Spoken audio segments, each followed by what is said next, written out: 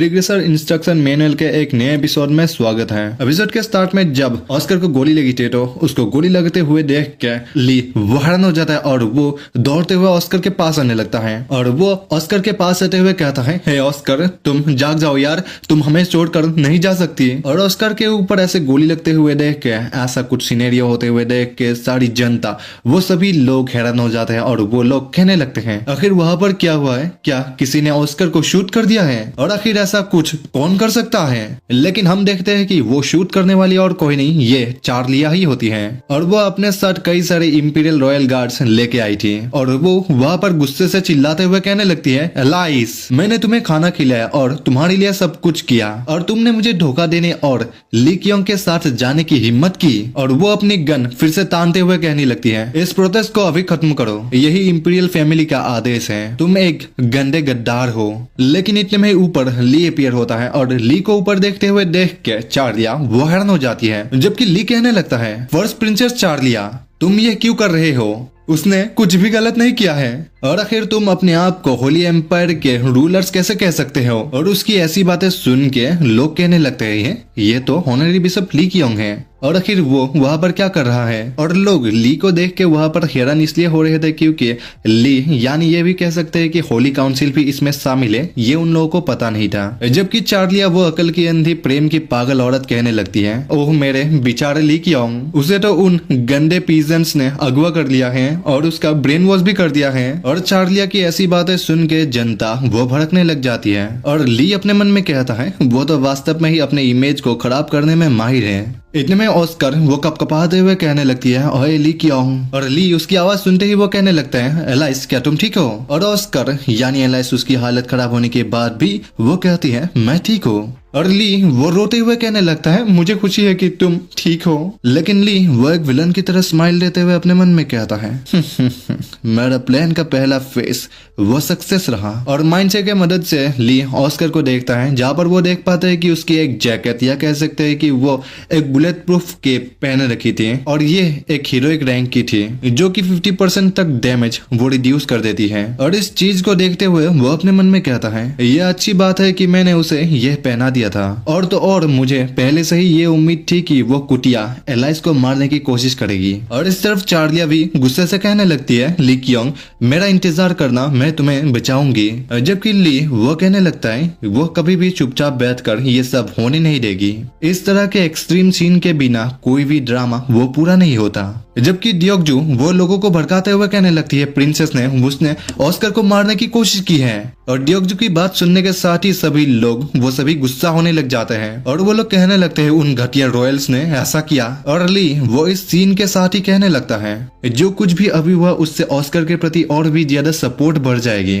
Oscar ने अपनी जान जोखिम में डालकर दुनिया बदलने की कोशिश की, प्रिंसेस ने जो करने की कोशिश की है उससे लोग और भी ज्यादा क्रोधित हो जाएंगे। और तो मैंने इसे और भी ज्यादा रियलिस्टिक बनाने के लिए इसे एलाइस से सीक्रेट रखा, लेकिन मेरे पास पहले से ही हीलर्स और आर्टिफैक्ट तैयार थी। मैं होप करता हूँ कि वो इसके लिए मुझे माफ कर देगी। मैंने ये नहीं सोचा कि वो एक्टिंग करने में अच्छी होगी। जबकि ली इस तरफ एक्टिंग करते हुए कहने लगता है, एलाइस, मुझे माफ कर दो, चलो ये सब बंद कर दे, तुम्हारा लाइफ ज्यादा इम्पोर्टेंट है, तुम्हारा जीवन वो खतरे में हो सकता है। लेकिन वो अपने मन में कहता है, मैं झूठ बोल रहा हूँ, क्रांति रिवोल्यूशन ज्यादा इम्पोर्टेंट है, तुम्हें ये पता है ना? अब उठो। जबकि एलाइस कहने लगती है, ली क्योंग, तुम तो सच में ही विचारशील हो। ऐसे कह के ही वो ली के आंसू पोंछने लग जाते हैं। जबकि ली वो कहने लगता है, बेशक यहाँ पर तुम्हारे जीवन से ज्यादा इम्पोर्टेंट कुछ भी नहीं है। और एलाइस वो उठते हुए कहने लगती है, मैं अभी ऑस्कर हूँ। और वो अपनी रिवोल्यूशन का झंडा लेते हुए कहती है, मैं अपने आप को ऐसे होने नहीं दे सकता, या कहूँ तो मैं अपने आप से हार नहीं सकता। हमने जो कुछ भी इतने दिनों से बना है उसे इतनी आसानी से बर्बाद होने दूं? हम एक नए एरा की शुरुआत करेंगे। मैं यह सुनिश्चित करूंगा कि तुम्हारे ये आंसू व्यर्थ ना जाए। ऐसे कहने के साथ ही वो लोगों के सामने अपना झंडा लहराते हुए कहती है, देखो बोनीगार्ड के होली एम्पायर के लोग। और ऑस्कर को वहां पर देख के सभी लोग वो खुश हो जाते हैं। जबकि ऑस्कर वो कंटिन्यू करते हुए कहने लगती है, यहाँ पर वो लोग ही ट्रेटर्स हैं जो कि गॉडेस के वचनों के विरोध गए हैं और उन लोगों ने आप सभी के साथ ऐसा ट्रीट किया कि आप लोग किसी लाइफ स्टॉक हैं। सभी रॉयल्स जिसमें चार्लिया भी शामिल है, वो सभी लोग ही लग्जरियस लाइफ जीते हैं और अपने जाति के कारण वो सभी हम लोगों को नीची नजरों से देखते हैं, जबकि हम लोग तो यहाँ पर भूखे मर रहे हैं। और उसकी ऐसी बातें सुन के चार्लिया वो मिडिल फिंगर दिखाते हुए कहती है, उसकी बातों पर आकर तुम लोग मूर्ख मत बनो। तुम्हारी हिम्मत कैसे हुई? तुम आम लोग हो। यदि पिताजी ना होते तो इस जमीन पर एक चावल का दाना भी नहीं उगता। हमने यहाँ पर कुछ भी गलत नहीं किया है। ऑस्कर कहती है, यहाँ पर हर अनाज की खेती और उनकी कटाई हम लोगों ने की है। रॉयल्स ने इस गॉडेस की सभी वचनों को त्याग दिया, जबकि उनके सामने तो हम सभी लोग इक्वल हैं। इस एम्पायर के असली अधिकारी यह रॉयल्स नहीं है, बल्कि हम लोग हैं। ये सब कुछ होली डेमोक्रेसी के नाम। और सिर्फ ली अपने मन में कहता है, अब वो मेरी मदद के बिना भी यह काम अच्छी तरह से कर रही है और उसने ये सभी बातें अपने आप ही बनाया। और वो माइंडसेट की मदद से एलाइस की स्टेटस देखता है, जहाँ पर वो देख पाता है कि एलाइस यानी ऑस्कर उसकी यूनिक क्विक बॉर्न रिवोल्यूशनरी है। और इसको देख के वो कहता है, बेशक मुझे पता था कि वो अच्छी करेगी। इतने में वहाँ पर जिया आते हुए कहती है, यार ये तो मेरी उम्मीद से भी बेहतर है। यहाँ पर सभी लोग ही क्रांति को लेकर आगे बढ़ रहे हैं, ठीक वैसे ही जैसे तुमने प्लान बनाई थी।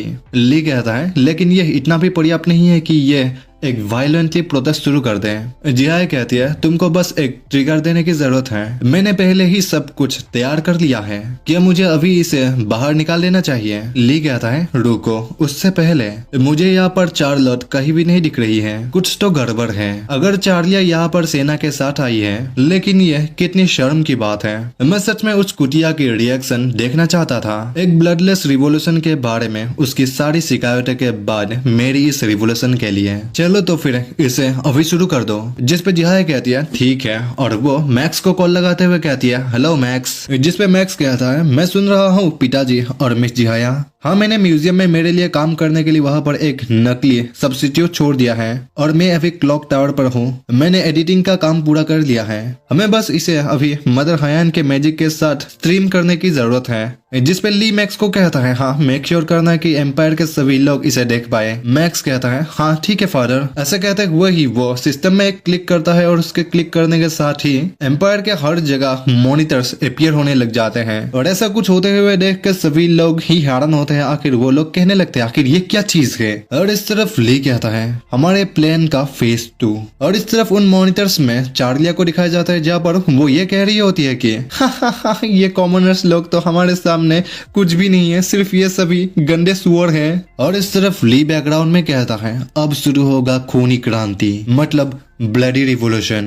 और इस तरफ हम चार्लोट को देखते हैं, जिसको कि बांध दिया गया था और वो बड़ी ही मुश्किल करके वो अपनी रस्सियों को खोलती है और वो उस घटिया चार्लिया की इस हरकत को याद करते हुए अपने मन में कहती है, डैम इट, मैंने तो एक्सपेक्ट ही नहीं किया था कि वो ऐसी हरकतें भी कर सकती है। मुझे जितनी जल्दी हो सके उतनी जल्दी ही कियोंग से जाके मिलना होगा। हम लोग एलाइस हो सकते हैं, लेकिन हम दोनों ही एक दूसरे का यूज कर रहे हैं। मुझे ये सुनिश्चित करना होगा कि वो कुछ भी गलत ना करे। ऐसे सोचते हुए वो जा ही रही होती है। इतने में आगे उसके नाइट आ जाती है और वो कहने लगती है, योर हाइनेस, आप इतने देर से कहाँ पर थे? यहाँ पर एक प्रॉब्लम हो चुका है। उसकी यह बात सुनकर चार्लोट वो हैरान हो जाती है, जबकि उसकी नाइट कहती है, एक बार आप आसमान में देखिए। जहाँ पर वो देख पाती है एम्परर और चार्लिया को, जहाँ पर एम्परर कह रहा होता है, वो आम लोग तो सच में सुअर हैं, इससे ज्यादा और वो लोग कुछ भी नहीं है। जबकि चार्लिया कहती है, अगर तुम लोगों के पास रोटी नहीं है तो फिर तुम लोग केक खाओ, क्या प्रॉब्लम है? मुझे खुशी है कि मैं एक प्रिंसेस के रूप में पैदा हुई। बेचारे वो सुअर। और ये सब देखते हुए चार्लोट वो हैरानी से कहती है, आसमान में तो एक वीडियो मैजिक चल रही है और आखिर ये सब कुछ क्या है? और उसकी नाइट कहती है, ऑस्कर ने यह कहा कि यह गॉडेस का मिरर है, ये सिर्फ सच्चाई को दिखाता है। योर हाइनेस, मूर्ख मत बनिए, मुझे यकीन है कि यह सब कुछ नकली है। हम नहीं जानते है कि आपको भी इस तरह फंसाया जाएगा या नहीं, और इसलिए हमें यहाँ से तुरंत ही निकलना होगा। लेकिन चार्लोट तो ये सब होते हुए देख के वो पूरी तरीके से टूट गई होती है और वो कहती है, ये इम्पोर्टेंट बात नहीं है। और वो अपने मन में कहती है, मैंने तो उस पर कभी भरोसा ही नहीं किया, लेकिन मुझे उसके प्लान पर भरोसा था। ऐसे सोच के ही वो कहती है, हमें इसे अभी रोकना होगा। लोग ऐसी चीजें देखने के बाद चुपचाप नहीं रहेंगे। ये रिवोल्यूशन ये अभी ब्लडलेस नहीं रहा, यहाँ पर बस विद्रोह और ब्लड बाथ होगा। और चार्लोट की ये सभी बातें सुनने के बाद भी उसकी नाइट कुछ भी नहीं कर रही होती है। तो चार्लोट उसे कहती है तुम क्या कर रही हो, अभी जाकर ली क्योंग को पकड़ो। उसके ऑर्डर मिलने के बाद भी उसकी नाइट कुछ भी नहीं कर रही होती है, लेकिन इतने में वो हैरान हो जाती है क्योंकि अभी आसमान में उसके नाइट को भी दिखाया जा रहा है जहाँ पर वो लोगों के टैक्स के पैसों से ऐसो आरामों की जिंदगी जी रही है।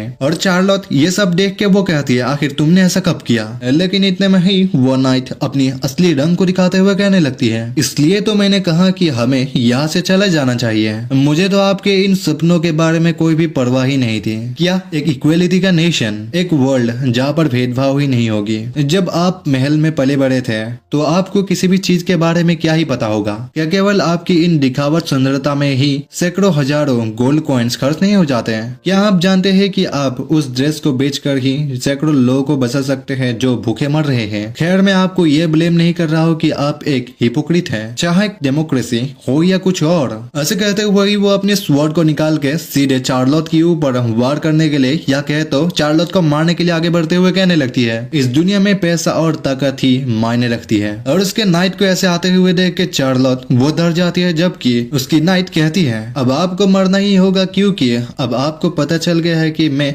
किस प्रकार की व्यक्ति हूँ। ऐसा कहते हुए वो जब चार्लोट को मारने ही वाली होती है, लेकिन इतने में ही कोई सीधे उसको बीच से ही काट देता है जिसके कारण वो नाइट वहीं पर मर जाती है, जबकि ऐसा करने वाला और कोई नहीं ये किम ही होता है। किम ने तो कहा था कि वो ली की रक्षा करेगा, लेकिन वो तो यहाँ पर चार्लोट की रक्षा कर रहा है। भाई दोस्त जाए भाड़ में पहले प्यार आता है, और किम की इस हरकत से ही हमें यह मालूम होता है कि दोस्त दोस्त तब नहीं रहता जब उसके जीवन में एक प्यार आ जाता है, मतलब उसके जीवन में एक औरत आ जाती है। और चार्लोट किम को यहाँ पर देखते हुए कहते तुम तो ब्लू गिल के गिल मास्टर हो, तुम यहाँ पर क्या कर रहे हो? जिस पे किम वो उसकी ओर मुड़ते हुए कहता है प्रिंसेस चार्लोट। और इसके बाद वो क्या कहता है ये हमें नहीं दिखाया जाता है क्योंकि ये सीन मतलब ब्लरी करके दिखाया जाता है, लेकिन हम ये अनुमान कर सकते हैं कि वो क्या कह सकता है। मुझे लगता है कि उसने ये कहा होगा कि प्रिंसेस चार्लोट तुम्हारा सपना फाइनली पूरा हो गया। खैर उसने जो भी क्यों ना कहा हो, उसके कहने के बाद वो एक प्यारी सी स्माइल दे के वो बिल्कुल एक निंजा की तरह वहां से चला जाता है। और किम के जाने के ठीक बाद चार्लोट की आंखों से आंसू आ जाता है और वो रोते हुए कहती है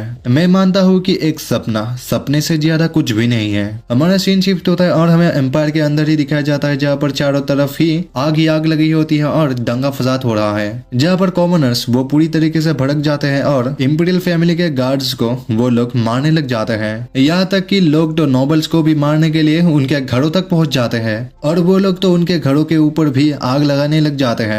और वहां पर हम आगिमो को भी देख सकते हैं जो कि लोगों के साथ ही होता है और वो कहने लगता है उन घटिया नॉवेल्स को यहाँ पर नीचे लाओ, ये गॉडेस की इच्छा है, हम लोग लड़ेंगे पीछे नहीं हटेंगे। जबकि हम वहां पर येरी को भी देख सकते हैं जो कि एक छोटा सा फ्लैग लेके वो लोगों के आगे आते हुए कहने लगती है हमें आजादी दो या तो मार दो।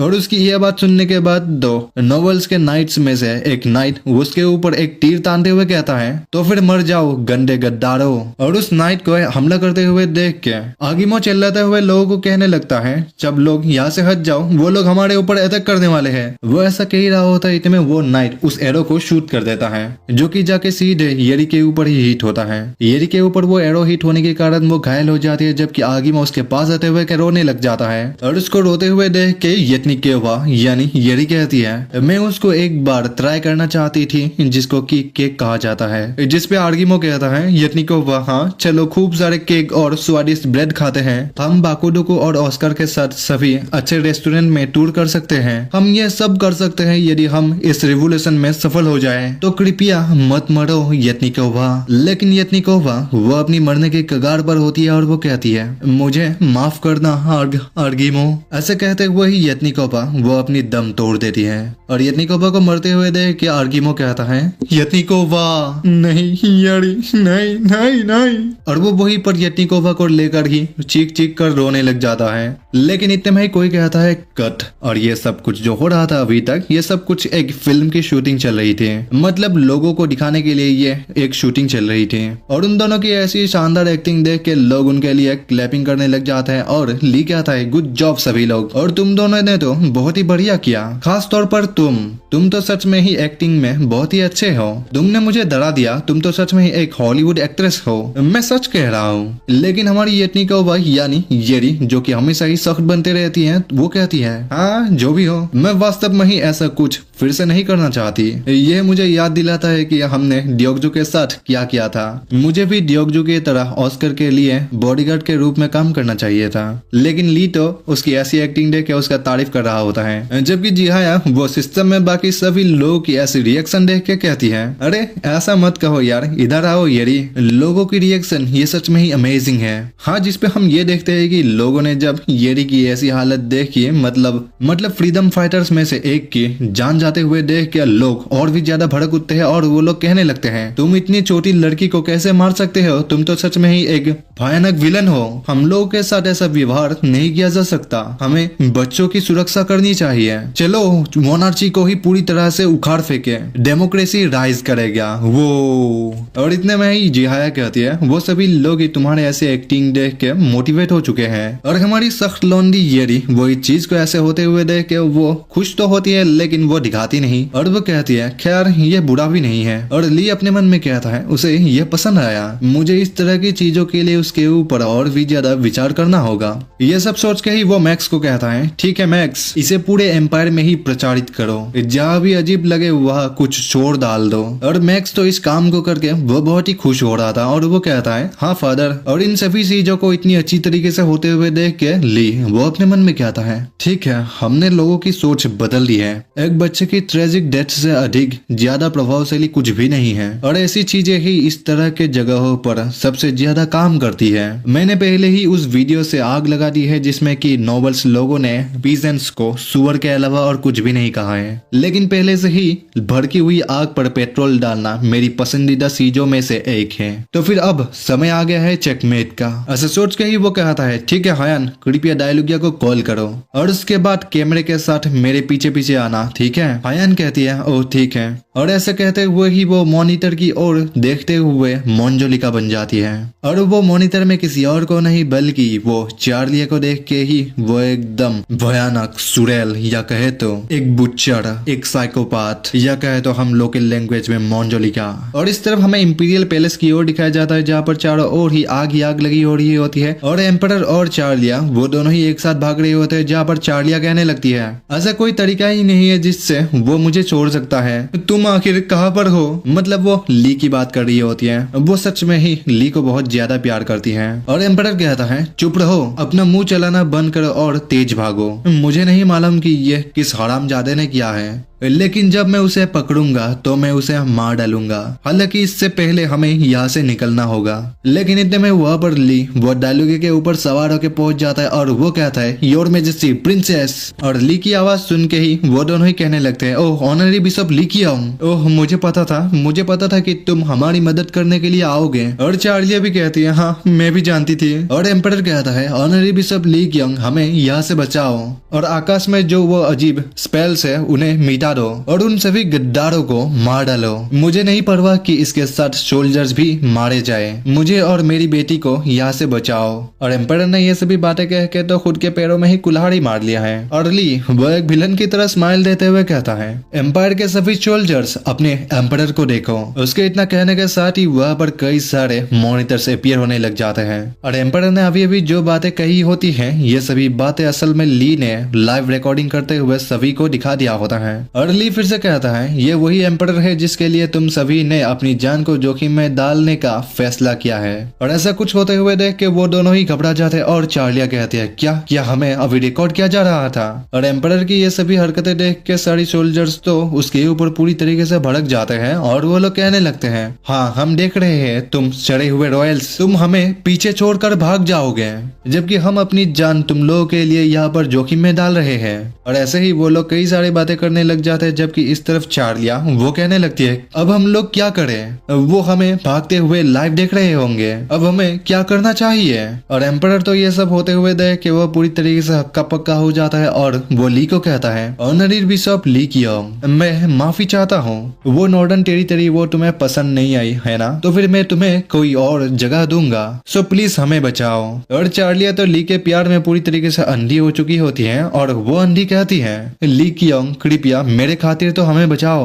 और उसकी ऐसी बातें सुन के ली अपने मन में कहता है तुम तो मेरे लिए कुछ भी नहीं हो, तुम्हें देखकर तो मुझे और भी ज्यादा गुस्सा आता है। एम्परर कहता है कृपया ऑनरी बिशप हमारे साथ ऐसा ना करो, मैं तो बस एक गरीब लाचार बूढ़ा आदमी हूँ, मैंने कुछ भी गलत नहीं किया है, मैं वह सब कुछ करूंगा जो तुम चाहो, सो प्लीज हमें बचाओ। एम्परर की यह बात सुन के ही ली कहता है हयान वो कैमरा बंद कर दो। और वो एम्परर को कहता है एम्परर आखिर तुम ऐसा एक्टिंग क्यों कर रहे हो, तुम्हें पता है यूजलेस होना भी एक गुनाह है, ओह तुम वही करोगे जो मैं चाहूंगा, तो फिर तुम मुझे वो क्राउन दोगे, मुझे यह पसंद आ गया है, आई लाइक इट। उसकी यह बात सुनते ही वो दोनों ही हैरान और एम्परर कहता है क्या डेमोक्रेसी तुम्हारे लिए बस एक बहाना था, तुम तो बस सत्ता पर कब्जा करना चाहते थे। इतने में ही वहाँ पर 2 सोल्जर्स पहुंच जाते हैं और वो कहने लगते हैं वो यहाँ पर है। और उसके इतना कहने के साथ ही वहाँ पर और भी ज्यादा सोल्जर्स आ जाते हैं और वो कहने लगता है आपने अपने ही लोगों को धोखा दिया, हमने हमेशा ही आपकी रक्षा की है और आप हमें इसका बदला इस तरह से देंगे। ऐसे कहते हुए ही वो चार्लिया और एम्परर को चारों ओर से घेर लेते हैं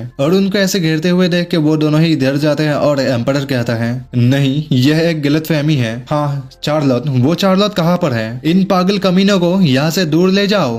और एम्परर को ऐसे कहते हुए सुन के ली अपने मन में कहता है ये घटिया बुरा आदमी वो अभी भी चार्लोट की तलाश में है, बाहर में जाओ डूड। ऐसे सोच के ही वो चिल्लाते हुए कहता है हाँ प्रिंसेस चार्लोट वो हमारी इस रिवोल्यूशन का एक सपोर्टर है, फिलहाल वो हमारी सबसे बड़ी सपोर्टर है। उसकी यह बात सुन के तो एम्परर वो चौंक जाता है, लेकिन इतने में ही उसकी गर्दन ही अकड़ जाती है जिसके कारण उसकी हालत खराब हो जाती है। जबकि इस तरफ ली कहने लगता है बोनीगार्ड के होली एम्पायर के सोल्जर्स अब समय आ गया है, आइए इन सभी विलन्स को पनिशमेंट दे जिन्होंने गॉडेस के नाम पर लोगों को त्याग दिया है। इस तरफ एम्परर की तो गर्दन अकड़ने के कारण वो दर्द से करा रहा होता है और ली की बात सुनने के बाद वो सभी सोल्जर्स एम्परर को ही मार डालते हैं। चार्लिया के सामने ही उसके फादर को मार दिया जाता है और ये सच में एक खौफनाक सीन है। और उसके फादर को मरते हुए देख के चार्लिया को तो चीखें निकल जाती है, जबकि हमारा असली विलन ली वो इन सब चीजों को होते हुए देख के वो एक हल्की सी स्माइल देता है और एम्परर के मरने के साथ ही वो कहता है चेकमेट। सो ली ने ये जंग जीत लिया है और ये एक सक्सेस रिवोल्यूशन रहा है, या कह सकते हैं एक ब्लडी बात रिवोल्यूशन रहा है। वेल हाँ ये बात तो सच है कि एक रिवोल्यूशन यानी क्रांति कभी भी बिना खून बहाए नहीं किया जा सकता। यदि तुम्हें रिवोल्यूशन चाहिए तुम इतिहास दे सकते हो, आज तक की जितने भी रिवोल्यूशन हुए हैं उनमें खून बहे हैं, हालांकि ये बात इतिहास के पन्नों में ही दफन हो जाते हैं। एपिसोड के स्टार्ट में हमें चार्लिया को दिखाया जाता है जो कि भाग रही होती है क्योंकि उसके पीछे काफी सारे इंपीरियल फैमिली के गार्ड्स पड़े होते हैं उसे मारने के लिए। और वो रोते हुए कहती है ऐसा नहीं हो सकता, ये सब कुछ उस कुटिया चार्लोट की वजह से ही है, मुझे यकीन है कि ली क्योंग को उस कुटिया ने ही ब्लैकमेल किया होगा। मेरा बेचारा प्यार ली क्योंग प्लीज उस डर्टी बिच से दूर भाग जाओ और मेरे पास आकर अपना लव कॉन्फेस करो।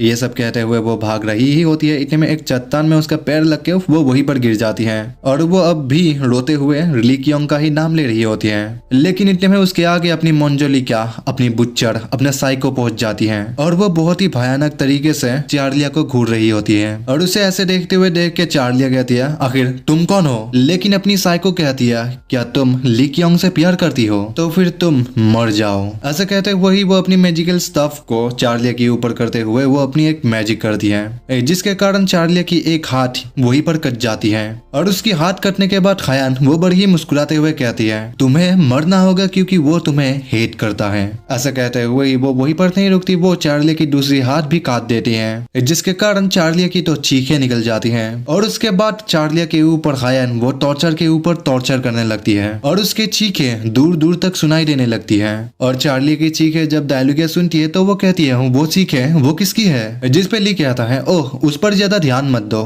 और वो अपने मन में कहता है ऐसा लगता है कि खयान वो चीजों को अच्छी तरीके से संभाल रही है, लेकिन उससे भी ज्यादा इम्पोर्टेंट और भी कुछ है। और वो एम्परर की क्राउन को अपने हाथ में उठाते हुए कहता है अब समय आ गया है और वो उस क्राउन को लेकर खड़ा होता ही है। इतने में ही वहां पर कार्डिनल बेजल पहुंच जाते हैं और वो ली को कहने लगता है, तुमने बहुत ही बढ़िया काम किया ऑनरेरी बिशप ली कियांग। नहीं, मुझे लगता है कि अब मुझे तुम्हें ऑनरेरी कार्डिनल कहना चाहिए। और कार्डिनल बेजल को वहां पर देख के ली कहता है, ओह मैं आपका ही इंतजार कर रहा था पोप बेजल। ऐसा कहते हुए ही वो उस क्राउन को पोप बेजल के सिर में पहनाने लगता है। मतलब यहाँ पर कार्डिनल बेजल वो प्रमोट होकर पोप बन गए हैं और ली प्रमोट होकर वो अभी कार्डिनल बन गया है। अचानक से ये दोनों ही एक साथ प्रमोट कैसे हो गए और ली उस क्राउन को कार्डिनल बेजल यानी पोप बेजल को क्यों दे रहा है और असल में ऐसा क्यों हो रहा है, इस चीज के बारे में जानने के लिए हम पास के एक सीन को देखते हैं जहाँ पर वो दोनों ही एक साथ बातें कर रहे होते हैं। जहाँ पर कार्डिनल बेजल वो कहता है, जो तुम कह रहे हो वो ये है कि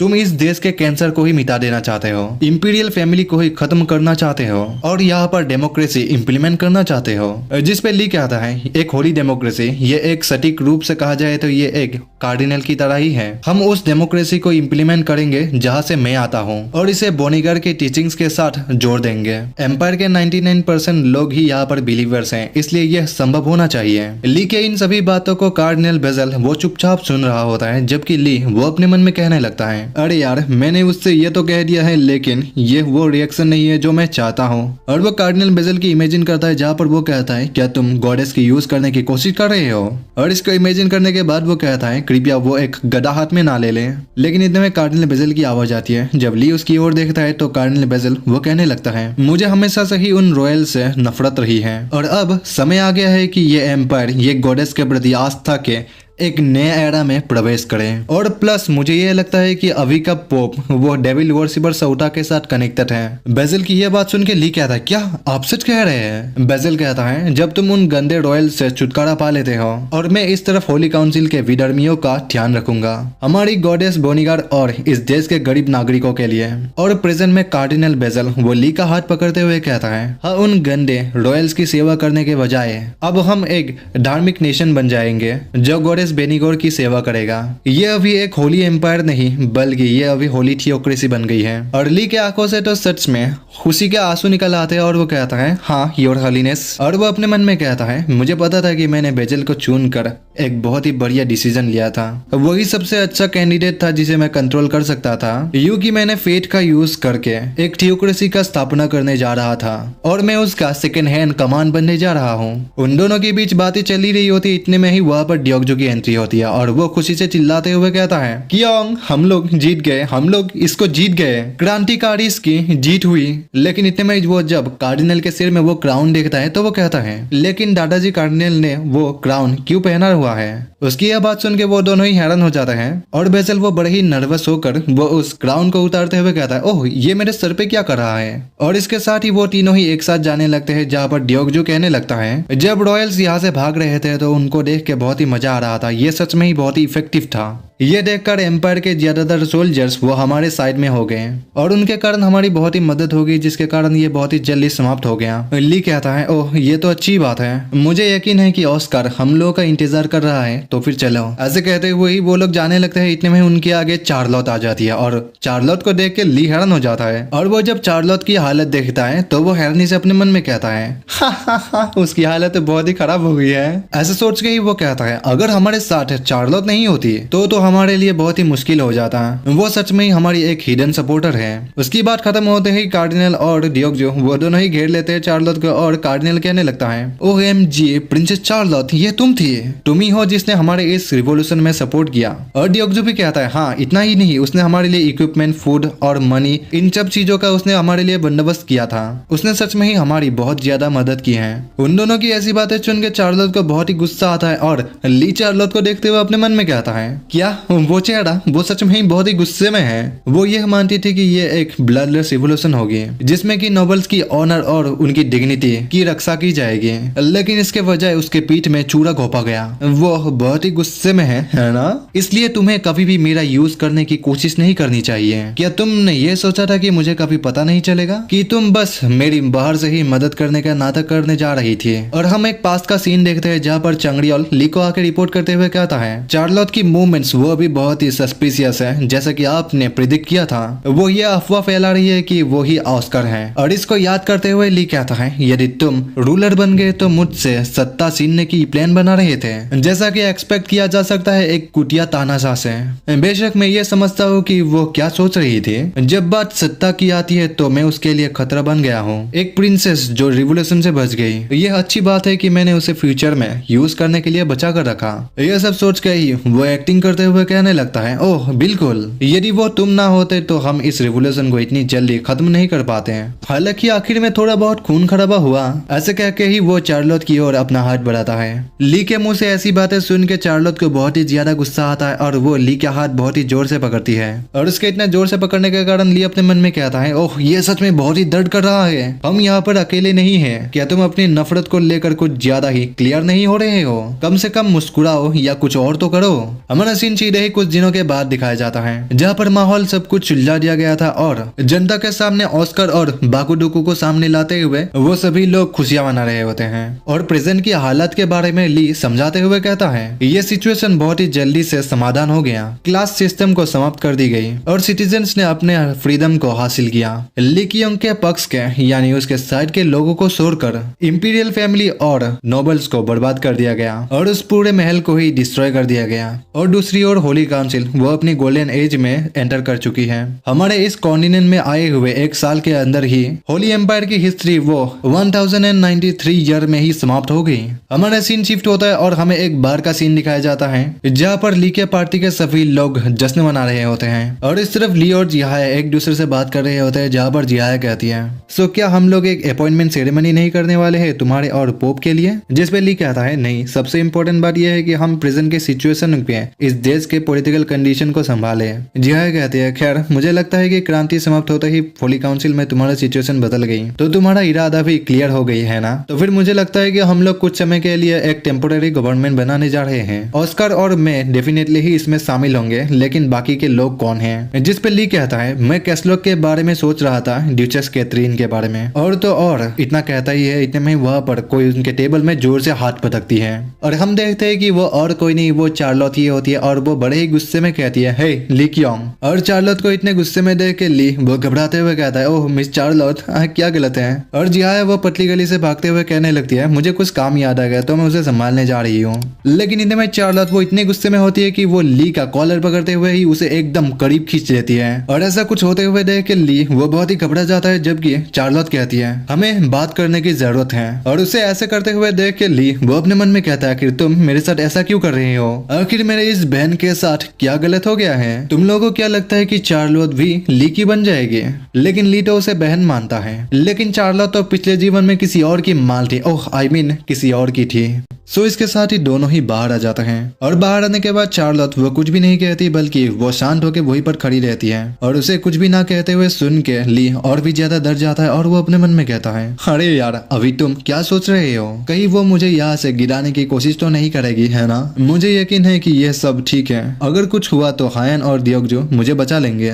और वो खुद को ही समझाते हुए कहता है, हाँ डरो मत ली कियोंग, डरो मत। इतने में चार्लोट कहती है, क्यों? उसकी आवाज सुन के ली को कुछ भी समझ नहीं आता और उसकी और भी ज्यादा फटने लग जाती है, जबकि चार्लोट कहने लगती है, तुमने मुझे क्यों छोड़ दिया? उसकी यह बात सुन के ली वो अपने मन में कहता है, क्योंकि हुंगसुंग ने मुझे ऐसा करने को कहा था, लेकिन मैं ये उसे कह भी नहीं सकता। चार्लोट कहती है, जो मेरा एक सबॉर्डिनेट हुआ करता था उसने मुझे कहा, एक इक्वेलिटी का नेशन असल में क्या है, बिना किसी भेदभाव वाली दुनिया। मानो जब तुम महल में पले बड़े थे तो तुमको किसी भी चीज के बारे में क्या ही पता था? क्या तुम्हारे इस रंग रूप के इस ब्यूटी को ही और भी ज्यादा निखारने के लिए हजारों सैकड़ों गोल्ड कॉइन्स बर्बाद नहीं हो जाते हैं? क्या तुम जानते हो कि तुम अपनी उस ड्रेस को बेचकर भी सैकड़ों लोगों की जान बचा सकते हो जो भूखे मर रहे हैं? हाँ उसने यही सभी बातें कही थी और मुझे लगता है कि वो सभी बातें सही थी। मुझे नहीं लगता है कि मेरे पास कोई भी अधिकार है कि मैं अपने सिटीजन्स का ध्यान रखूं। शायद मैं चार्लिया से अलग नहीं थी। हालांकि ऐसा कहते हुए ही वो ली का कॉलर पकड़ते हुए कहने लगती है, तुम्हारे पास भी क्या अधिकार है? तुमने लोगों को गुमराह करने के लिए मीडिया का इस्तेमाल किया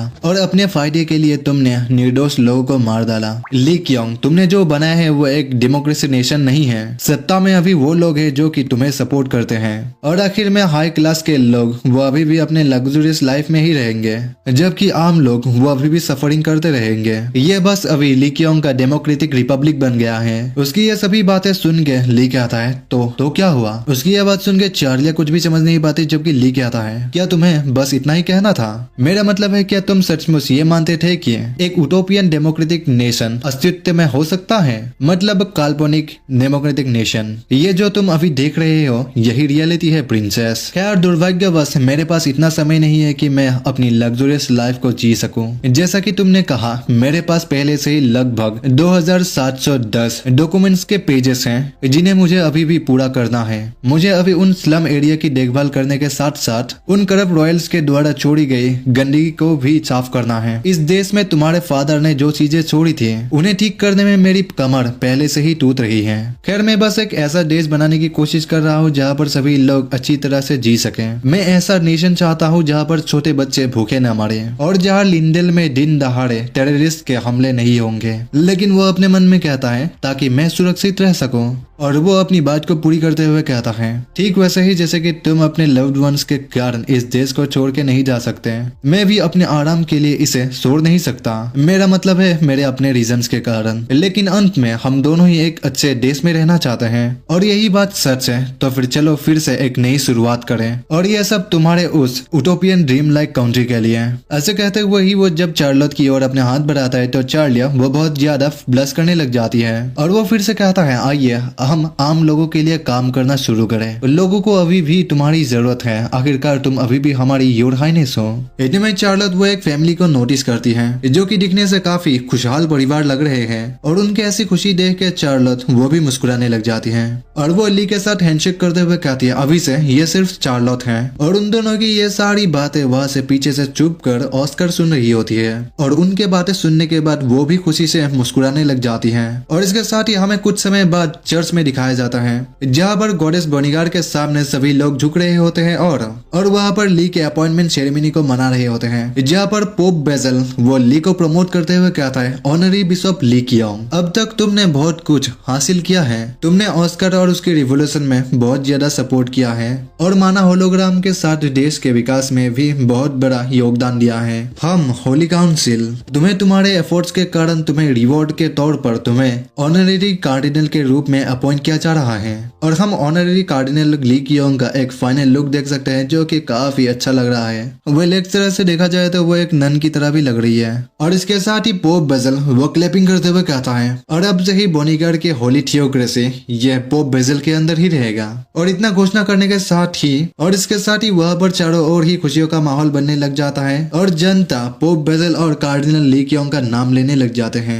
और वहाँ पर ली वो उन सभी लोगों के सामने वो हाई करते हुए अपने मन में कहता है ये सभी लोग उम्मीदों से भरे हुए दिखते हैं। बेशक जो लोग समझदार है उन्हें पहले से ही पता चल गया कि कुछ तो गड़बड़ है और ये भी कि इस नेशन की रियल अथॉरिटी वो पोप और ऑस्कर के पास नहीं बल्कि मैं ली कियोंग के पास है। लेकिन फिर भी मीडिया लोगों के सामने यही पेश करेंगे जो मैं चाहता हूँ। यही तो कारण है कि पावर इतनी डरावनी चीज है। ऑनरी कार्डिनल पोप के बाद ये सत्ता में सबसे पावरफुल दूसरा व्यक्ति, क्योंकि ये एक रिलीजियस नेशन है इसलिए मैं एक रिलीजियस व्यक्ति के होने के रूप में सभी प्रिविलेजेस का यूज कर सकता हूँ और होली काउंसिल के सीक्रेट फोर्स दी टेम्पलर्स वो मेरी प्रोटेक्ट करेंगे। और अब इस देश में कोई भी ऐसा नहीं है जो कि मेरा कुछ बिगाड़ सकता है। और प्लस मैं तो अभी ऑनरी कार्डिनल बन चुका हूँ इसलिए मुझे किसी भी रूल्स का पालन करने की जरूरत नहीं है। मैं कभी कभी मास में जाऊंगा और कभी कभी प्रे करने भी चला जाऊंगा। इस सत्ता में दूसरे नंबर पर होने के प्रिविलेजेस का आनंद लेने के लिए मुझे बस इतना ही करना है। ये तो सच में ही एक इंसेन वैल्यू है जितना की होना चाहिए। बेशक इसमें भी कुछ खामियां हैं। मुझे यकीन है कि हमारे पड़ोसी देश इस समय हमसे बहुत ही सावधान हैं। क्या मुझे अभी किसी अलाइड नेशन या किसी और चीज की तलाश करनी होगी? वो ये सब सोच ही रहा था, इतने में सभी लोग हैरान हो जाते हैं और आसमान की ओर देखने लग जाता है और लोग देख पाते हैं कि वहाँ पर एक ड्रैगन उड़ रहा है। तो लोग कहने लगते हैं आखिर वो क्या है? वो तो एक ब्लैक ड्रैगन है। और ली वो उसे देखते हुए कहता है ब्लैक ड्रैगन डायलूगिया यहाँ पर क्या कर रही है? ओह हाँ अभी याद आया। इतने में एक बूढ़ा कपल एक दूसरे से बातें करते हुए कहने लगता है ओह मैं समझ गई। वो अपने मालिक कॉलीग यानी वो अपने मास्टर का स्वागत करने के लिए आई है, जिसपे उसका हस्बैंड भी कहता है, ओह मैं देख पा रहा हूँ ये तो सच में ही कितना अमेजिंग परफॉर्मेंस है। और दोनों ही एक साथ आखिर में कहता है, ओह ये तो सच में ही अमेजिंग है। और उन दोनों की ऐसी बातें सुन के ली अपने मन में कहता है, नहीं ऐसा नहीं है। इतने में डायलॉग वो जोर से दहाड़ते हुए कहती है, हे तुम जल्दी करो, तुम बहुत ही देर कर चुके हो। ऐसे कहते हुए वो बहुत ही गुस्सा हो रही थी, उसके मुंह से तो आग भी निकल रही होती है, जिस पे ली घबराते हुए कहता है, रुको रुको, तुम चाहते हो कि मैं अभी ऐसे ही जाऊं? मुझे कम से कम कपड़े बदलने की तो जरूरत है। इतने में पोप बेजल उसके पास आते हुए कहता है, हा, क्या तुम उसके बात समझ सकते हो? तुम सचमुच ही टैलेंटेड हो। और बेजल वो बड़े ही सीरियस होके कहता है, मुझे यकीन है कि ये बहुत ही इम्पोर्टेंट होगा, तो फिर जाओ और इस दुनिया को बचाओ। उसकी ऐसी बातें सुन के ली अपने मन में कहता है, ओह आखिर तुम ऐसे ड्रामेटिक क्यों बन रहे हो? और ये बात ऐसी भी नहीं है। और इसके साथ ही ली वो डायलॉग के ऊपर सवार होते ऐसे ही जाने लगता है, जबकि डायलॉगिया वो गुस्सा करते हुए कहने लगती है, ईमानदारी से कहना, तुम भूल गए हो कि आज कौन सा दिन है ना? जिस पे ली कहता है, मैं तुमको बता रहा हूँ, मैं भूला नहीं, मुझे बस याद नहीं रहा। और वो अपने मन में कहता है, ऐसा तो हो ही नहीं सकता कि मैं ये भूल जाऊँ। आज तो हमारा क्यूट लिटिल। उसके सेंटेंस कंप्लीट होने से पहले ही हमारा सीन शिफ्ट होता है और हमें एक नर्सरी स्कूल में दिखाया जाता है, जहाँ पर एक टीचर उनके स्टूडेंट्स को पढ़ाते हुए कहने लगती है, इस प्रकार से ही हमारे एम्पायर का एक पुनर्जन्म हुआ। और अब समय है क्विज का। इस नए नेशन में वोटिंग अधिकार वाले लोग कौन हैं? कौन जवाब देना चाहता है? जिसपे एक क्यूट सी लड़की वो अपने हाथ उठाते हुए कहती है, मैं टीचर, होली थियोक्रेसी के सभी सिटीजन्स और सभी आउटसाइडर्स जो मेरे फादर पर विश्वास करते हैं, जो हॉनरी कार्डिनल और इस पूरे विश्व में सबसे अच्छे व्यक्ति हैं, उनके अलावा बाकी सभी लोग ही देशद्रोही हैं। मतलब यह कहना चाहती है कि ली के सपोर्ट में जितने भी लोग थे वो सभी लोग अच्छे लोग थे, और जो लोग उनके सपोर्ट में नहीं थे वो सभी लोग देशद्रोही थे। और ली अपने सेंटेंस को पूरा करते हुए कहता है, स्मार्टी पेंस डायलोरिया का ओपन क्लासरूम डे। वेल इससे तो तुम लोगों को आइडिया लग ही चुका होगा कि ये क्यूट सी बच्ची कौन है। सो इसके साथ ही जब वो कंपटीशन खत्म हो जाती है तो वो टीचर अनाउंस करते हुए कहती है, और आज की इस हिस्ट्री क्विज कंपटीशन में पहली स्थान प्राप्त करती है मिस डायलोरिया। और हम डायलोरिया को देखते हैं जो कि वो ट्रॉफी पकड़ वो बहुत ही खुश हो रही होती है, जबकि बाकी के सभी बच्चे वो सभी उदास हो रहे थे। और उस तरफ ली और डायलोरिया भी वहां पर थे, जहां पर डायलोरिया को वो क्विज कंपटीशन जीतते हुए देख के डायलोरिया कहती है, हमारी छोटी सी प्यारी डायलोरिया सचमुच में ही बहुत ही स्मार्ट है ना? जिस पे ली कहता है, बेशक वो अपनी पेरेंट्स की तरह ही है। और डायलोरिया वो बहुत ही प्राउडली कहती है, सचमुच वो तो पूरी तरह ही म्यूज पड़ गई है। और उसकी यह बात सुन के ली अपने मन में कहता है, नहीं ऐसा इसलिए है क्योंकि वो मेरी तरह है। ये एक बात है जिसका मुझे यकीन है। और उस क्विज कंपटीशन के खत्म होने के साथ ही डायलोरिया वो अपने फादर को पास दौड़ते हुए पापा कहते हुए आने लगती है। और ली डायलोरिया को अपने गोदी में उठाते हुए कहता है, ओह माय गुडनेस मेरी प्यारी बेटी। जबकि उसकी माँ कहने लगती है, डायलोरिया मेरे बारे में क्या? जब भी डायलोरिया वो अपने फादर को पाती है, मतलब वो अपने पापा को पाती है, तो अपनी माँ को पूरी तरह से इग्नोर कर देती है। और इसके साथ ही ली कहता है, कांग्रेचुलेशंस इस क्विज कंपटीशन को जीतने के लिए मेरी प्रिंसेस। जैसे ही हर बाप के लिए अपनी बेटी प्रिंसेस होती है, वैसा ही डायलोरिया भी अपने ली के लिए वो एक प्रिंसेस है। लेकिन डायलोरिया वो मुंह फुलाते हुए कहती है, हाँ पापा मैं एक क्वेश्चन का आंसर नहीं दे पाई। मुझे लगता है कि वो टीचर थोड़ी अजीब है पापा। उसने कहा कि वोट देने का अधिकार उन लोगों का है जो गॉडेस में विश्वास करते हैं, ना कि आप पर पापा। ली कहता है, नहीं उसने जो कहा वही सही था।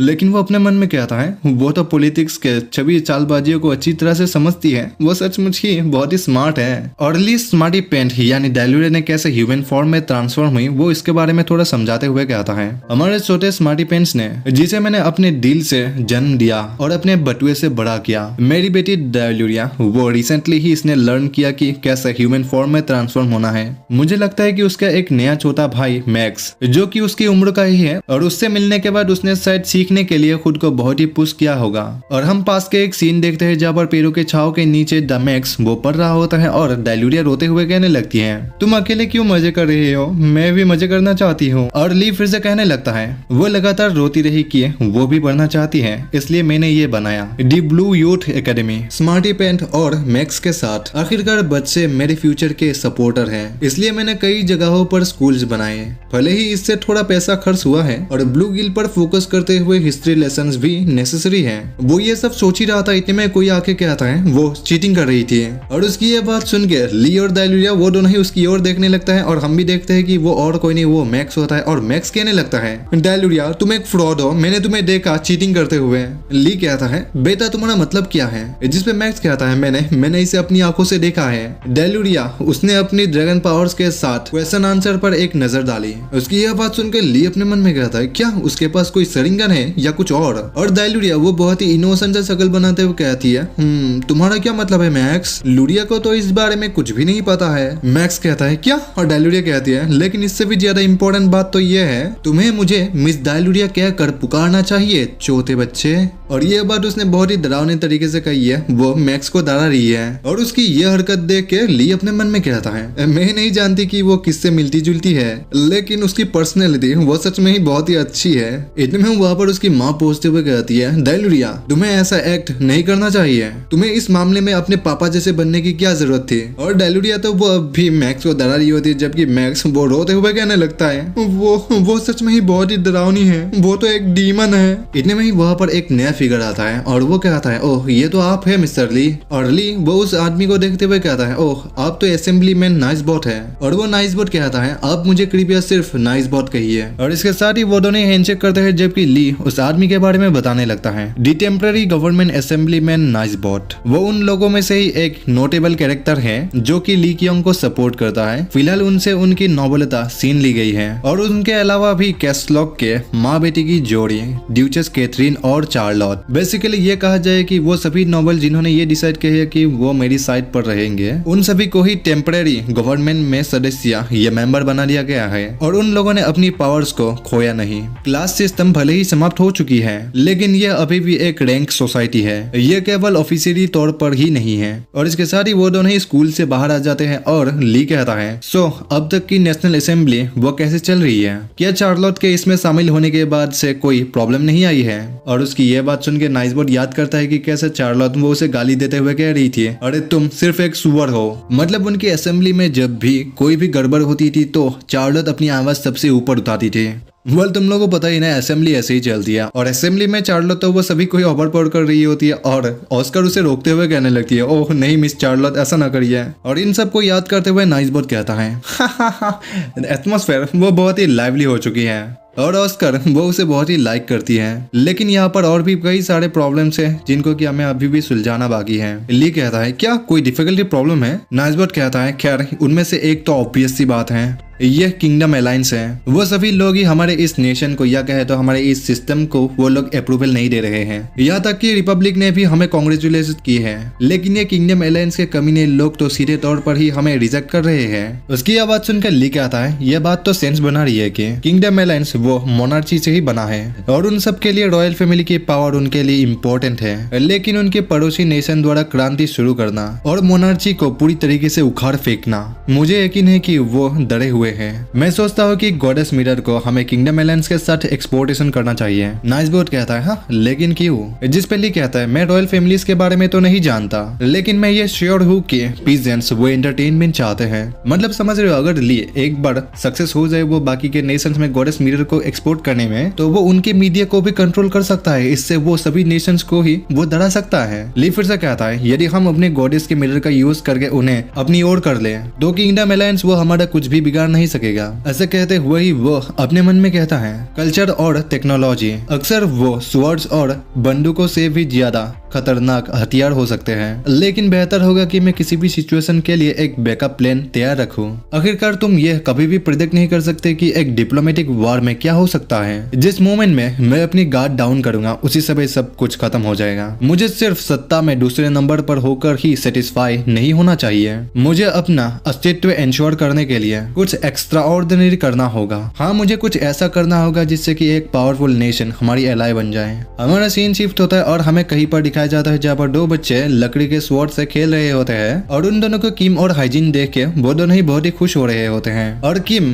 वो इन सब को इतनी अच्छी तरीके से होते हुए देख के वो अपने मन में कहता है ये एम्पायर मेरा मतलब है ये थियोक्रेसी थैंक्स टू कियोंग उसके वजह से ही ये बहुत ही पीसफुल बन गया है। लेकिन मैं इतना चिंतित क्यों महसूस कर रहा हूँ? क्या ये इसलिए ऐसा है क्योंकि फ्यूचर वो बहुत ही ज्यादा बदल गई है? ये टेस्ट करने के लिए क्या ये फ्यूचर इतना ज्यादा बदल गया है? मैं उस डंजन में चला गया जिसको कि उस मास मास्क वुमन ने बनाया होगा, और वो भी एक स्पेशल ट्रेनिंग के बहाने। और हम देखते हैं किम वो उन न्यूबीज को लेकर वो उस डंजन में चला आता है, और वो ये सोच रहा था कि ये डंजन पिछले जन्म की तरह ही ये बहुत ही खतरनाक होगा। इसलिए वो अपनी टीम को कहता है हम लोग अभी कॉम्बैट करने के लिए जा रहे हैं, तुम लोग फॉर्मेशन में आ जाओ। और वो बड़े ही सीरियस होकर वो काउंटिंग करने लग जाता है, जबकि उसकी बात सुन के वो सभी न्यूबीज वो कॉम्बैट के लिए तैयार हो जाते हैं। जबकि वो काउंटिंग करते हुए कहता है 3, 2, 1, और उसके 1 कहते ही हम देखते हैं उस डंजन के अंदर से कई सारे अजीब से दिखने वाले लेकिन बहुत ही क्यूट मॉन्स्टर्स निकल के आते हैं। और एक डंजन के अंदर से ऐसा कुछ निकलते हुए देख के वो सभी लोग ही हैरान हो जाते हैं, और वो लोग डंजन के अंदर ही वो लोग रेस्ट करने लग जाते हैं। जहाँ पर किम वो और भी ज्यादा डिप्रेस हो गया था, जबकि आयंग वो उन सब के साथ खेलते हुए कहने लगती है ये सब तो बहुत ही क्यूट है। और सारा किम को कहती है क्या आपने ये नहीं कहा था कि ये डंजन डरावने मॉन्स्टर से भरे हुए होंगे। और इन सबको होते हुए देख के ली फिर से कहता है डंजन भी बदल गई,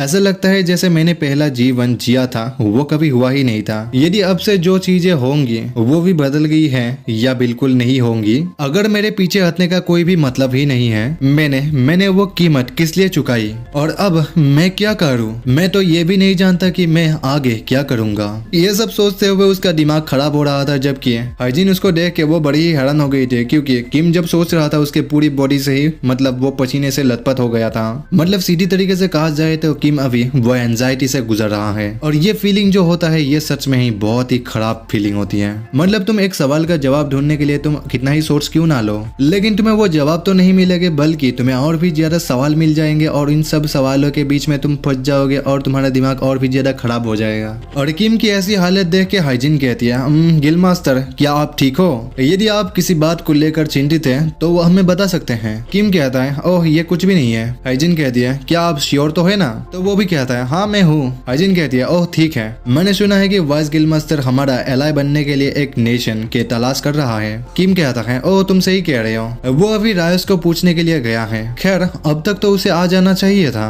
उसके इतना कहने के साथ ही हमें एक दूसरा नेशन रायस में दिखाया जाता है, और हम वहाँ पर डियोग्जू और चाहिरा को देखते हैं। और डियोग्जू कहता है अरे यार या तो सच में बहुत ही गर्मी है, ये तो सच में ही एक फ्री साउना की तरह है। हाँ ये अच्छी बात है कि मैंने हल्के कपड़े पहने हैं। और चाहिरा कहती है हाँ रायस मुझे यहाँ आए हुए काफी समय हो गया है, यहाँ पर एक बहुत ही अच्छा रेस्टोरेंट है, क्या तुम काम के बाद वहाँ पर जाना चाहोगे सिर्फ हम दोनों। और वहाँ पर हम चारा और हायान को भी देखते हैं, जहाँ पर चाहिरा की ऐसी बातें सुन के हायान को बहुत ही ज्यादा गुस्सा आ रहा होता है, और वो तो अपनी एनर्जी को भी अनलीज कर रही होती है। और हीरा के जवाब में ली कहता है हाँ जरूर, अगर हम यह अपना मिशन पूरा करने में कामयाब हो जाए तो हमारा मिशन है रायस को अपना एक साथी नेशन बनाना, जो कि एक न्यूट्रल नेशन है। और हम फाइनली उनके पूरे टीम को देखते हैं, जहाँ पर सारा, हायान, डियोग्जू, चाहिरा और ली होता है। जगह का माहौल बहुत ही खुशहाल होता है, और उन लोगों का पहनावे की स्टाइल और उन लोगों की जगह को देख के मुझे एकदम रोम वाली वाइब आ रही है। और इन सारे चीजों या कहते उन लोगों को देख के डियोग्जू कहता है यार ये शहर लिंडेल से कितना अलग है, इन लेडीज की डांसिंग स्किल्स तो सच में ही टॉप टायर की है। और सारा भी कहती है हमारे कॉन्टिनेंट में मुझे नहीं लगता कि ऐसी एक हॉलीडे डेस्टिनेशन भी हो सकती है। और सारा अभी अपनी दोनों आंखों से ही देख पा रही होती है। और इस चीज को जब डियोग्जू नोटिस करता है तो वो कहता है ओह तुम्हारी वो आंख है, तुम्हारी उस आंख को क्या हुआ, तुमने तो उस आंख को खो दिया था है ना। और नोटिस करने वाली बात तो यहाँ पर यह है कि चारा की एक आंख की कलर ही उसकी दूसरी आंख से अलग हो चुकी है। और सारा हयान की ओर देखते हुए कहती है ओ मेरी ये आंख ये मिस हयान ने दिया है। लेकिन सारा जब हयान को देखती है वो देख पाती है कि हयान तो पूरे गुस्से में होती है, और वो एक बहुत ही भयानक सा शकल बना रही होती है। और वो इस फेस को देखते हुए कहती है, मतलब अपने मन में कहती है आखिर वो ऐसी एक फेस क्यों बना रही है, क्या वो चाहिरा के वजह से है। इतने में डियोग्जू कहता है ओह बेशक, वो तो सच में ही एक एंजल है, उसने तुम्हारे लिए एक आग बनाई। और अचानक से डियोग्जू की आवाज सुन के सारा वो घबरा जाती है, और वो अपने मन में कहती है एक एंजल, असल में तो वो एक डेविल जैसी है, और यह कहे कि वो एक फॉलन एंजल है। और इस तरफ हीरा को देख के हयान वो अपनी ऑरा रिलीज कर रही होती है, तो इस चीज को जब हीरा नोटिस करती है तो वो कहती है हाँ आखिर ये दुश्मनी क्या है। ली कहता है इसे जाने दो, तुम्हें पता है कि अगर यहाँ पर तुम लड़ोगे तो क्या होगा। हीरा कहती है ठीक है सिर्फ तुम्हारे लिए बेब्स। और ली अपने मन में कहता है एनीवे यहाँ पर आने से पहले ह्यूंग सुंग बहुत ही स्ट्रेस में दिख रहा था। मैं आशा करूंगा कि वो ठीक होगा। वो ऐसा दिखावा कर रहा था कि जैसे सब कुछ ठीक है, लेकिन वो चिंतित लग रहा था। वो शायद इसलिए चिंतित हो रहा है क्योंकि मैंने कुछ ज्यादा ही फ्यूचर को बदल लिया है। यू की चीजें उसकी यादों से अब बहुत ही अलग हो चुकी है। अपनी दूसरी लाइफ में थियोक्रेसी को क्रिएट करने के बाद उसके पहले लाइफ के हिसाब से एम्पायर को जो कुछ भी हुआ था वो सब कुछ ही अब बदल चुका है। खैर, ये वही कर्मा है जिसे तुम्हें निपटना होगा ही, और तुमने मुझे बस एक बैग देकर ही इस पूरे एम्पायर को संभालने का जिम्मेदारी दे दिया है। हालांकि वो बैग मुझे पसंद आया। खैर, मुझे इस मैटर को यहीं पर सुलझाना होगा ताकि उसका थोड़ा स्ट्रेच कम हो सके। और फिलहाल मेरा गोल यही है कि मैं रायोस को अपने एलाई और हमारे इस थियोक्रेसी को थोड़ा सिक्योर कर सकूं। न्यूट्रल नेशन रायोस एक छोटा नेशन जो कि थियोक्रेसी और रिपब्लिक के बीच रहता है। भले ही उनके पास बहुत बड़ा मैन पावर ना हो, लेकिन उनकी भी एक अपनी स्ट्रेंथ है और ये उनका जियोग्राफिकल एडवांटेज है। वे आसानी से ही ओशन को पार कर सकते हैं और वह दूसरे देशों तक भी जमीन के रास्ते आसानी से पहुंच सकते हैं। रायोस के साथ अगर एलाइज बन जाए तो इससे हमें बहुत ज्यादा पावर मिलेगी और तब दूसरे नेशन हमारा कुछ भी नहीं बिगाड़ सकेंगे। अगर ऐसा कुछ हो जाए तो हम कॉन्टिनेंट के सुपर पावर्स बन जाएंगे। यदि फ्यूचर बदलने पर भी पीस कायम रखी तो ये कोई प्रॉब्लम नहीं होगी और तब हमारा छोटा सा रिग्रेसर वो इतना चिंतित नहीं रहेगा। और साथ ही यहाँ पर जंग हायन वो किम ह्यूंग सुंग से भी बड़ी समस्या बन चुकी है। वो हमेशा से ही एक टाइम बॉम्ब की तरह है, लेकिन हाल ही में उसका माना स्टेट वो 99 पर पहुंच गया। वो शायद अभी ये सोच रही होगी कि वो हीरा को हरा सकती है। ये सब सोचते हुए वो जब पीछे की ओर देखता है वो देख पाता है कि वहाँ पर तो हायन होती ही नहीं, और वो जब आगे की ओर देखता है वो देख पाता है कि हीरा और चाहिरा तो लड़ने के लिए रेडी भी हो चुके होते हैं, जहाँ पर दोनों ही एक दूसरे के साथ अपने ऑरा रिलीज करते हुए लड़ रहे होते हैं। और उनको लड़ते हुए देख के ली कहता है, अरे उन्होंने तो पहले से ही लड़ना शुरू भी कर दिया है।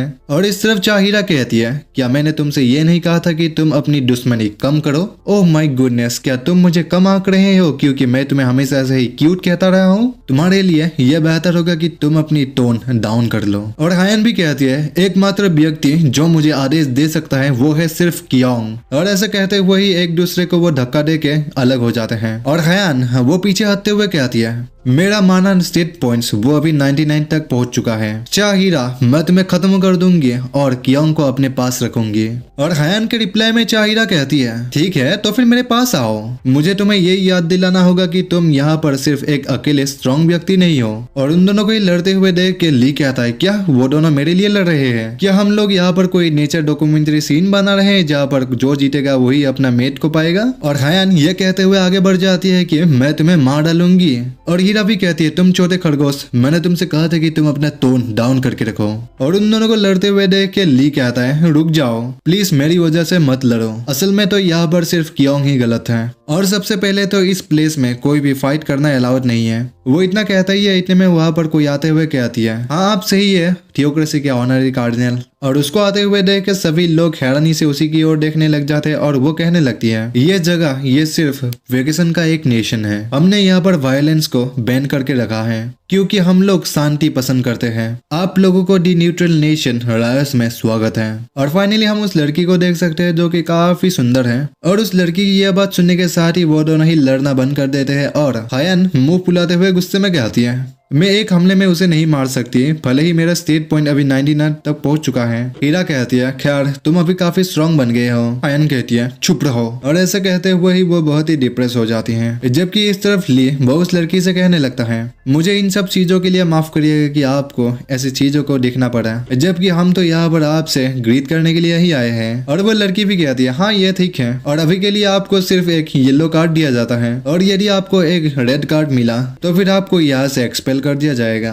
और उस लड़की की इस हरकत को देख के ली अपने मन में कहता है, क्या ये एक फुटबॉल है? और वो लड़की फिर से कहती है, तो फिर मैं अपने आप को फिर से फॉर्मली इंट्रोड्यूस करती हूँ। मैं हूँ रायोस की 27 क्वीन फ्रिस्टीना, एक थियोक्रेसी नेशन के ऑनरी कार्डिनल। तुमसे मिलना मेरे लिए एक सम्मान की बात है। और ली भी कहता है, ओह ये मेरे लिए सचमुच ही सम्मान की बात है। आप मेरे साथ कैजुअली बात कर सकते हैं और इससे हम लोग करीब हो सकते हैं। जिस पे फ्रिस्टीना कहती है, मैं ऐसा नहीं कर सकती, तुम एक थियोक्रेसी के इम्पोर्टेंट फिगर हो। मैं एक ऐसे इम्पोर्टेंट मेहमान के साथ इतने कैजुअल होकर मैं ट्रीट नहीं कर सकती। और उसकी यह बात सुन के ली अपने मन में कहता है, मैं तो बस ये देखने को ट्राई कर रहा था कि उसे मनाना कितना हार्ड हो सकता है, लेकिन ऐसा लगता है कि यह सचमुच ही बहुत ही हार्ड होगा। और ये सब सोच के ही वो कहता है, तुमने हमारे लिए इतना सोचा, इसके लिए शुक्रिया। और क्रिस्टीना सोचते हुए कहती है, ओह एनीवे, आप इस नेशन के बारे में क्या सोचते हो? जिस पे ली कहता है, मुझे इसके बारे में ज्यादा पता तो नहीं है, लेकिन मुझे लगता है कि यह एक अच्छी जगह है। यहाँ पर शांति है और यहाँ पर हर जगह ही लोग बहुत ही लाइवली और खुशी में रह रहे हैं। क्रिस्टीना कहती है, ओह शुक्रिया, इसके बारे में आपका राय बहुत ही अच्छी है।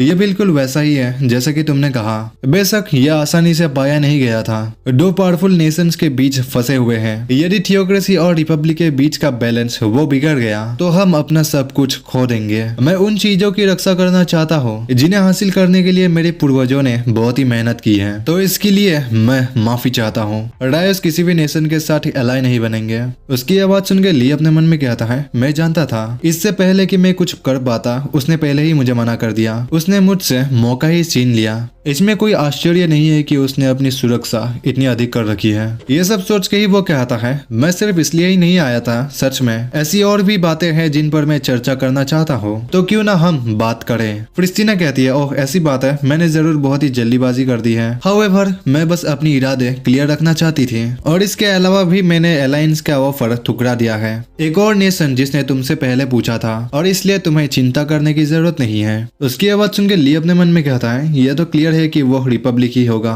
और क्रिस्टीना यहाँ से जाते हुए कहती है, तो आप यहाँ पर अपना समय अच्छे से बिताइए और यहाँ का आनंद लें। और रात को वो सभी लोग ही एक साथ डांसिंग प्रोग्राम देख रहे थे और वो लोग जार भर भर कर शराब पी रहे थे।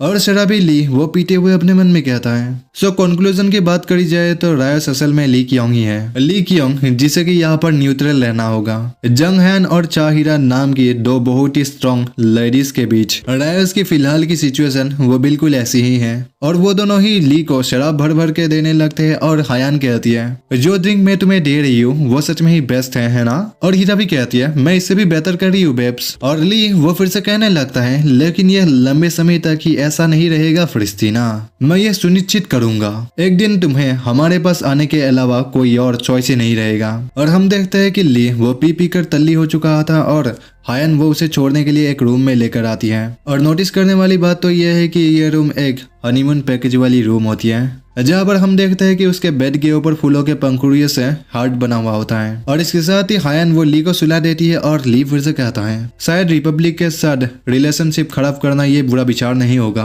अगले दिन सुबह का सीन दिखाया जाता है, जहाँ पर सुबह सुबह ली को हायन जगा रही होती है। और जब ली जागता है तो वो उसे देखते हुए कहती है, ओह तुम जाग गए क्यों? और ली वो जागते हुए कहता है, ओह हायन क्या हुआ था रात को? हायन कहती है, तुम कल रात के सेलिब्रेशन के बाद ही तुम बेहोश हो गए थे, मैंने तुम्हारे पूरे बॉडी को ही वॉश कर दिया था, क्या तुम्हें याद नहीं है? उसकी आवाज सुन के ली कहता है, क्या तुमने किया? मुझे याद नहीं है, लेकिन इसके लिए शुक्रिया। और वो अपने मन में कहता है, मैंने सोचा था कि हीरा की वजह से वो सारा दिन खराब मूड में रहेगी, लेकिन अब लगता है कि वो बेहतर है। और आज उसकी स्किन ये सच में बहुत ही अच्छी लग रही है। इतना सोच के ही वो कहता है, लेकिन क्या मैंने कल रात कुछ ज्यादा ही पी ली थी? मैं आखिर इतना थका हुआ क्यों महसूस कर रहा हूँ? जिस पे हायन वो उसे संभालते हुए कह दिया, ओह ऐसा इसलिए क्योंकि तुमने अपने शरीर के साथ कुछ ज्यादा ही काम कर लिया और थोड़ा केयरफुल रहना, स्पेशली तुम्हारा लोअर बॉडी। और हायन की इस बात से तुम लोगों को क्या लगता है कि उन दोनों के बीच कल रात क्या हो चुका होगा? जो साइको हायन जो कि हमेशा से ही ली के सपने देखती रहती है, कल रात उसको एक बहुत ही अच्छा मौका मिला, क्या वो इस मौके को छोड़ देगी? बेशक तुम लोग अभी जो सोच रहे हो वही हुआ था। और इस तरफ ली अपने मन में कहता है, वो सही कह रही है, मैं काम के बारे में हर समय सोचता रहा, भले ही मैं यहाँ पर एक वेकेशन पर हूँ, मैं सच में ही एक वर्काहोलिक हूँ, मैं यहाँ कुछ और दिन रहूंगा इसलिए आज आराम करूंगा। इतना सोच के ही वो कहता है, ओह बाकी सब कहाँ है? हायन कहती है, ओह बाकी सभी लोग टूर पर गए हैं, ये अच्छी बात है, तो फिर हम भी चले? जिस पे ली कहता है, हाँ कहाँ? और वो हायन के कान के पास आते हुए कहता है, मैं पिछले कुछ समय से तुम्हारे साथ बहुत ही लापरवाह की तरह रहा हूँ, तो फिर चलो एक डेट पर चले। इतना कहने के साथ ही दोनों ही ब्लश करने लगते हैं और हायन कहती है, ओह ठीक है। और वो अपने मन में कहता है, हमारा अनमोल छोटा सा 99 माना, मैं तुम्हें खो नहीं सकता, तुम मुझे आज के लिए पा सकते हो। इतना सोच के ही वो कहता है, लेकिन तुमने वाकई एक अच्छी नींद ली होगी है ना? तुम्हारी स्किन ये सच में ही बहुत ही ग्लो कर रही है। जिस पे हायन हंसते हुए कहती है, ओह ये तो बस एक सीक्रेट है। तुम लोगों को क्या लगता है हायन का त्वचा आज इतना ग्लो क्यों कर रहा है? वेल इन सब चीजों में यह नॉर्मल है, क्योंकि जो करता है जिसको एक्सपीरियंस है उसको इन सब चीजों के बारे में अच्छी तरह से मालूम है। और इसके साथ ही वो दोनों ही एक डेट पर चले जाते हैं, जहाँ पर वो दोनों ही बहुत ही खुश लग रहे होते हैं। और ली अपने मन में कहता है हायन और मैं एक साथ एक अच्छा समय बिताया, और ऐसा ही मैंने भी सोचा था। और उन दोनों की इस खुशहाल डेटिंग के अंदर कोई एक ऐसी लड़की एंट्री करती है जिसको कि यहाँ पर होना नहीं चाहिए था। और वो लड़की जब ली को देखती है तो वो अपनी जीभ चाटते हुए अपनी व्हिप को निकालते हुए वो कहती है, ओह मैं जानती थी कि ये तुम ही हो। और ये लड़की ये और कोई नहीं, ये जाओली नहीं होती है। और ली वो अपना सेंटेंस पूरा करते हुए कहता है, जब तक मैं उससे नहीं मिला